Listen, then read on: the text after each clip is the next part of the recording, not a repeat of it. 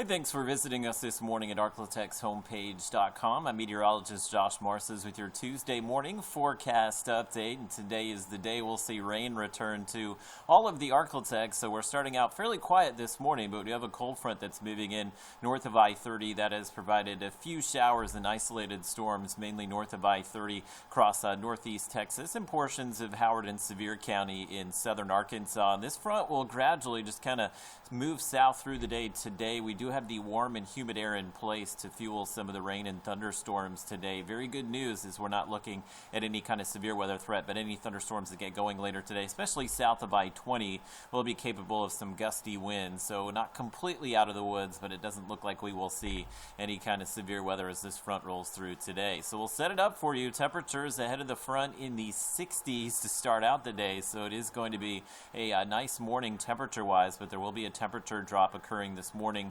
and through the afternoon for much of the region. So one of those days, take an umbrella and just kind of keep a jacket with you as well in case you do get off of work or school a little bit later this afternoon, this evening. You will start to feel the cold air arrive in all locations. Here's a look at the winds, and you can tell where the front is just based on where the winds are at the moment. So the front's just north of I-30.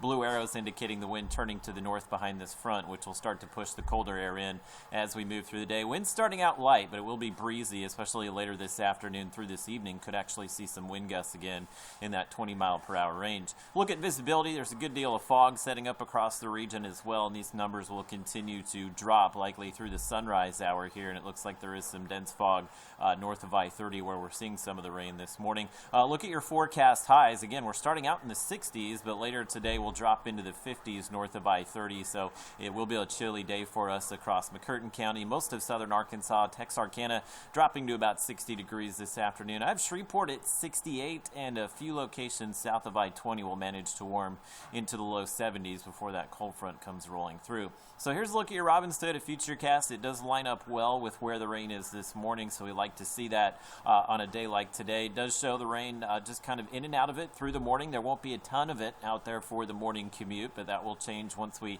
hit the afternoon commute. You can see some of those storms continuing to pop up basically in the I-30 corridor this afternoon, and with that warm air in place, we are expecting some widespread showers and thunderstorms by the time we hit the mid to late afternoon here. So thinking there will be a good deal of rain around for the afternoon evening commute, and you can see some of those storms where temperatures will be in the 70s. If we did see any gusty winds with anything today, it would be this activity as it pushes through this afternoon. Rain will continue tonight, especially I-20 and southward. We may get a little bit of a break tomorrow morning, but we're not quite done as this front will stall out just to the south of us.